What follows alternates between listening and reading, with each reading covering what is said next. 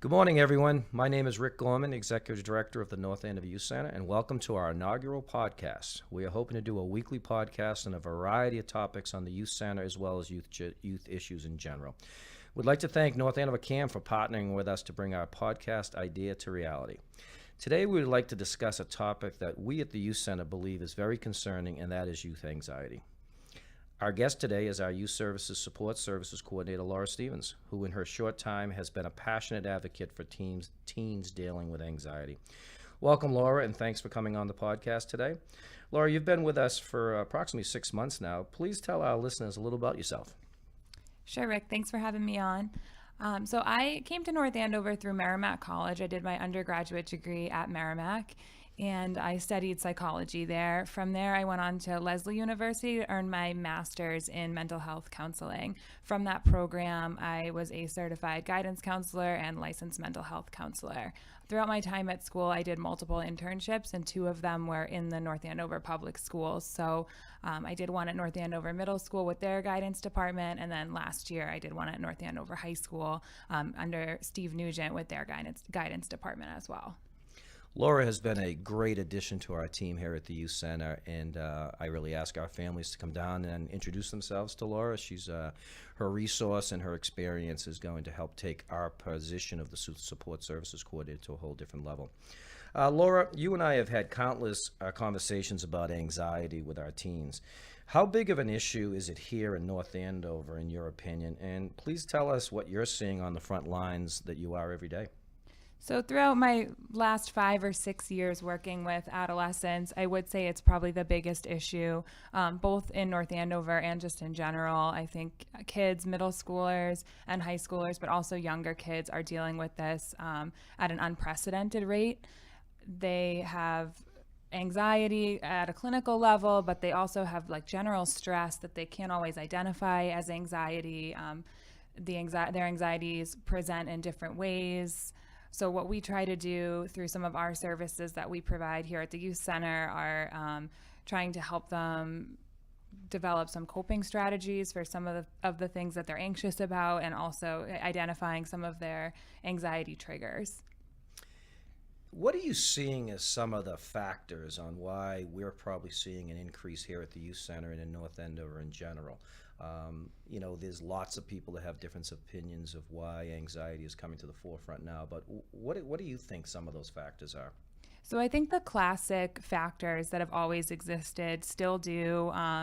Schoolwork, friendship issues, dating issues, that kind of thing, just peer pressure to try different things. But all of this, I think, has been heightened by the use of social media, which even when I was in middle and high school, which was not that long ago, I graduated high school in 2010, this has just amplified so much the social media usage. And I think that has increased the anxiety symptoms that we're seeing in teenagers.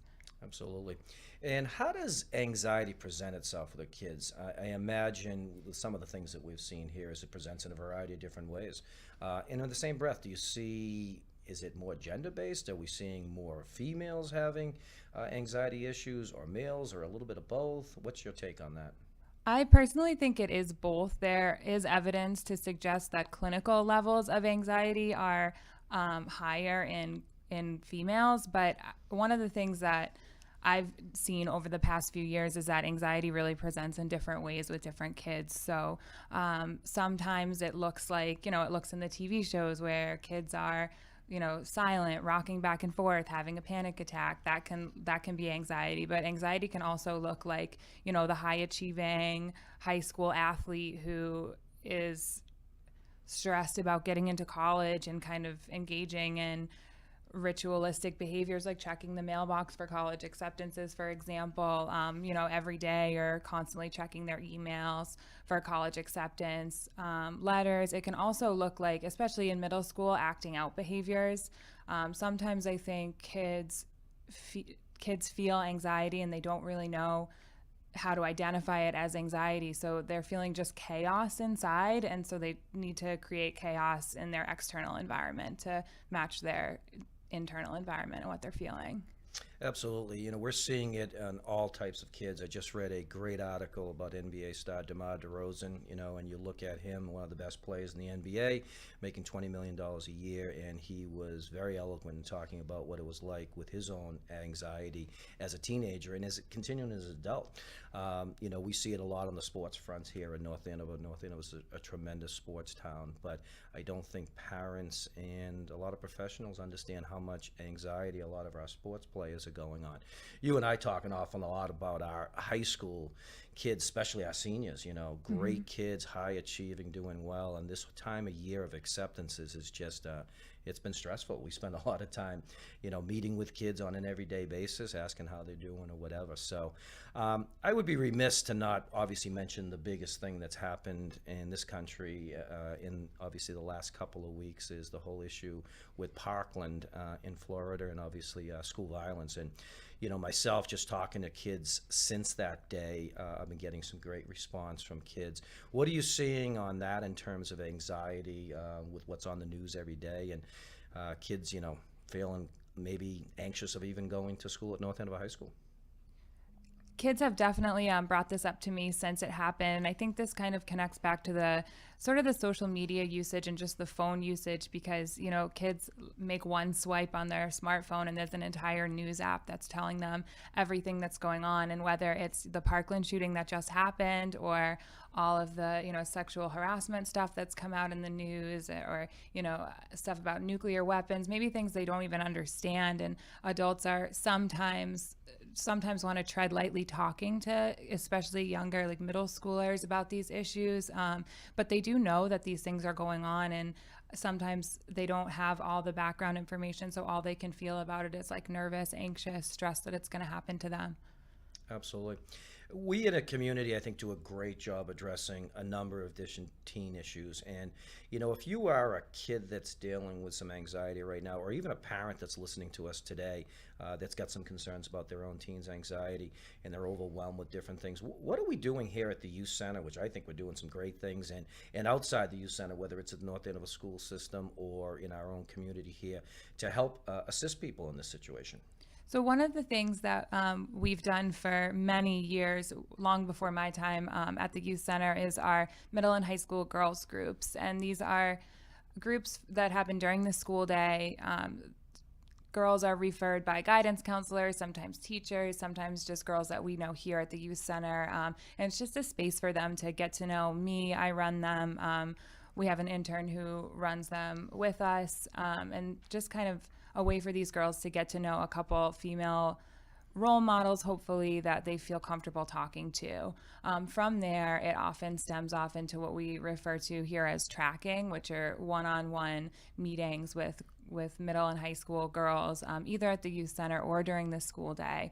We're also hoping to start up soon a couple of other groups here at the youth center, a teen anxiety group, also a group for anxious 8th graders transitioning to North Andover High School. So we're kind of trying to do as much as we can to alleviate or help alleviate these anxiety symptoms that these kids are feeling.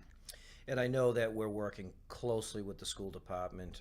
We were just on CAM last week in terms of putting on a TV show about social and emotional learning. And I think it's great that the youth center and the school department are partnering to address these issues. I think as a community, we're on the forefront of really addressing these issues and not just kind of letting them slip between the cracks.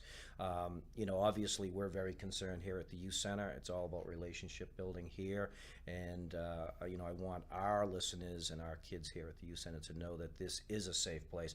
If someone was just coming directly to the youth center, can walk through a parent or a kid about how would kind of access that person and probably assist them during this situation?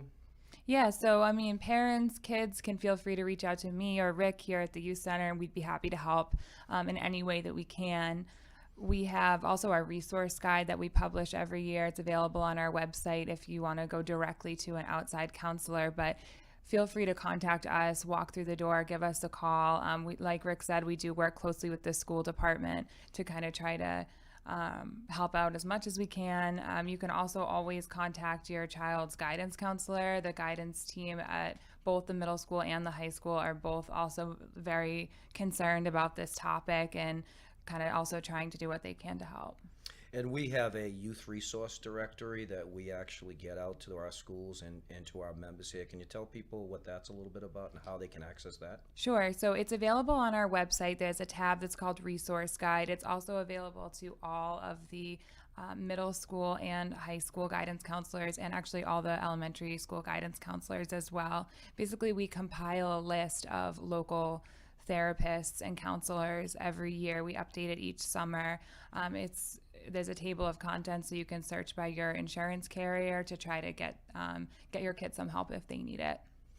Laura, thanks for lending your expertise and passion on this very serious topic. And we'll be doing a follow-up podcast on this very serious subject. This is not something we just want to be a one-time deal. It's something that we're dealing with every day here.